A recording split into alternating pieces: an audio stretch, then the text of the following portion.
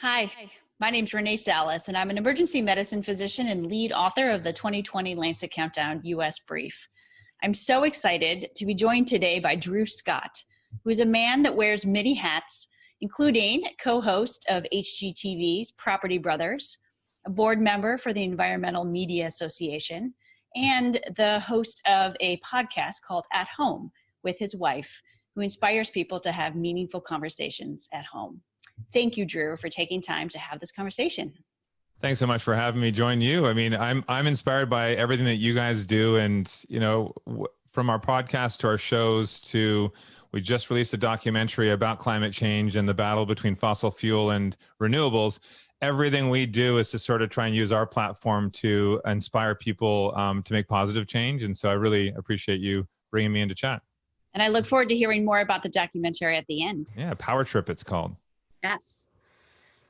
Now, Drew, one of the new findings in the 2020 Lancet Countdown U.S. brief is that disruptions in work due to extreme heat led to the U.S. construction sector losing an estimated 540 million potential work hours in 2019 alone.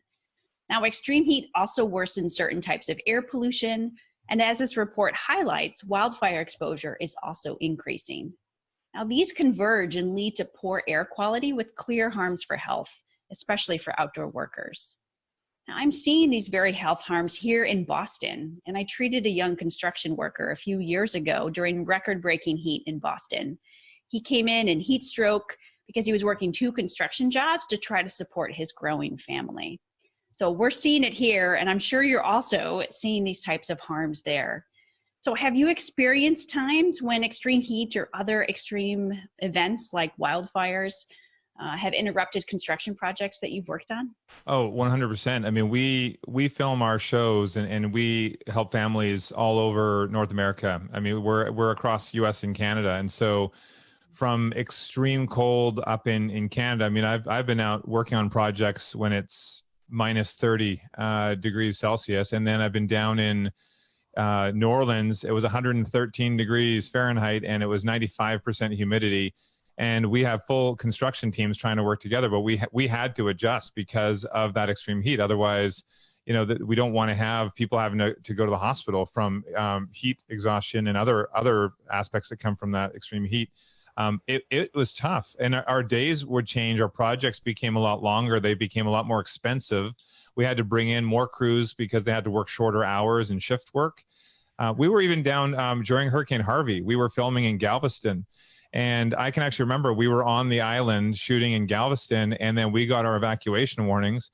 And it hit so fast. And this wasn't even the worst of it. This was sort of a prelude. It came up so fast that I actually got video footage of where we were on the far end of the island. The roads started to wash out.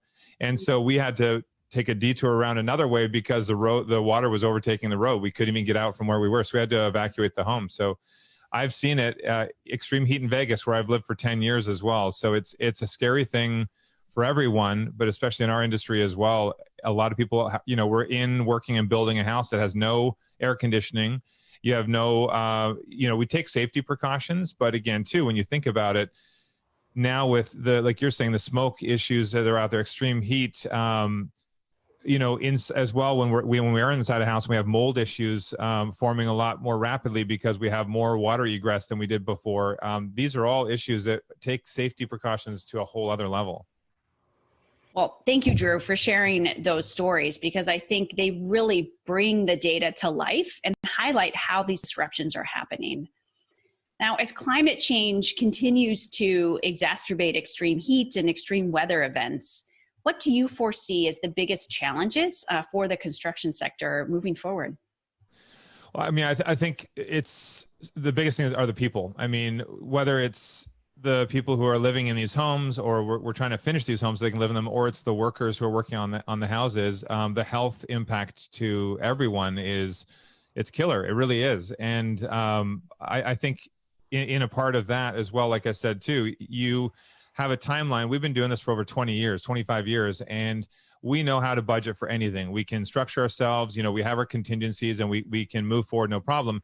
But as we start to be in different areas of the country where we're renovating, where we're coming across unprecedented concerns, like we said, with the water issues down in Galveston and extreme heat, all of a sudden, everything we've ever known for how we schedule the timeline and budget, it's out the window because we have to triple up our crews. We have to bring in more safety precautions. We have to materials as well. There are more safety precautions, and we have to build into the budget as well to make sure that at the end of the day, our crew are safe, but also the people moving into the houses are safe.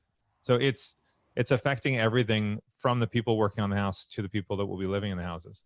Yeah, what you said really resonates. And, I often describe that we can no longer look in a rearview mirror in order to understand what lies ahead. And it's truly unprecedented.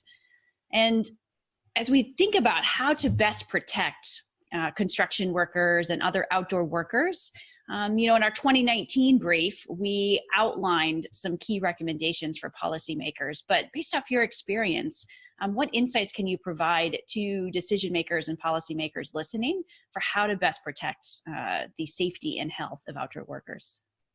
Yeah, I mean, really, I honestly think education is the prime deal here. Even for myself, there's so much more that we can learn, and any policymakers, there's so much more we can learn. And I think there's a way, people sometimes might subconsciously get into a routine, and they think this is just the way it's always been done. But we are in a time where there's so much happening that has never happened before. And that's why we have to step back, take a breath, look at the information that's being provided to us, educate ourselves, and then move forward in a way that's going to be better for all of us. At the end of the day, all these policies we have in place, we need to, especially with us and our construction teams, we want to protect our team. I mean, these people are our livelihood. They're the muscle behind everything that we do. And so, safety has always been a big thing for construction. Whether it's, harnesses, if you're doing work on roofs, or, every aspect within the home, anything we're doing with shear walls or anything we're doing to secure the house, depending on what those safety measures are. But now we're taking it to a whole other level. We need to reconsider air quality protocol in a home. We need to reconsider moisture issues within a home. We need to look at water quality as well. So there's a lot that wasn't our basic necessity, or wasn't the national building code before, but now we have to step it all up a notch because we want to make sure that once we're finished with these houses, they are safe for families and the crews that are working on these houses as well. So really, it's education, opening up our minds to considering that things have changed and what we can do to work together to keep everyone safe. Wonderful. I couldn't have said it any better. So climate change as an unprecedented challenge truly mandates unprecedented collaboration, because we will only tackle this together. So what brings you the most optimism about our ability to collectively tackle this? Honestly, you guys, Environmental Media Association, the youth that are out there, there are so many people that are speaking up and bringing sort of a positive message to everyone. Because I think one thing that can be harmful is if we're letting everyone know the effects of climate change is all doom and gloom. Yes, it is scary, and yes, there have been a lot of deaths, and there's a lot of bad stuff that's happened. But we need to be able to show people that there is light at the end of the tunnel. And if we work together, that's the main thing. We are all one big community on this planet Earth. If we work together, we can find solutions that will actually benefit all of us. And I think that's right from the policymakers, right down to the homeowners, right down to our future leaders. That I love listening to the young kids talk, because they're so passionate. And I was actually laughing too, because I was talking, listening to my nephew, who's 7, just the other day, and he was talking about solar, and he was talking about climate change, but he was saying things in a way that was just common sense to him. He doesn't know a lot of what the history is, that what we've dealt with, and he doesn't know what a lot of the ways it's always been have been. He just states things like it's the most obvious thing in the world, and it's something we can learn from a younger generation. They just have open minds to learn and grow. So I'm definitely optimistic. Well, may we all listen to our own respective 7-year-old nephews, because I do believe that the younger generation has a vision for the path that we need to take. So before we end, I would love to just hear a little bit more about the documentary, Power Trip. It's really exciting. This is a project that we had for the last 3-4 years. We've been filming it. And my brother, Jonathan, this is absolutely his passion project. So he flew around U.S. and Canada interviewing people. And again, this isn't something that was saying, it's not a Republican versus Democrat side of things. It's nothing political like that. It's just talking about this secret war that's been waged against renewables. And it's It really is about people making a lot of money keeping things the way they are with fossil fuels, and the damage that that's causing to our environment and to our health, and how it's affecting everybody. And so what we're trying to do is just make sure that Power Trip is a way to open up people's eyes to understand that there's a lot more power we do have to take hold of how we power our lives. And it's really exciting. It's on PBS, and the release of our doc was huge, and a lot of great response from people on social media. So I want everybody to hit me up on social media. If you watch PBS and you watch Power Trip, I want you to let us know what you think of it. And I'd also like to hear from you guys how you're making positive change to make sure that climate change is not affecting you in a negative way in your home. So what are you doing to help make change? I hope everyone checks out Power Trip. And I really appreciated how you guys integrated health into the documentary.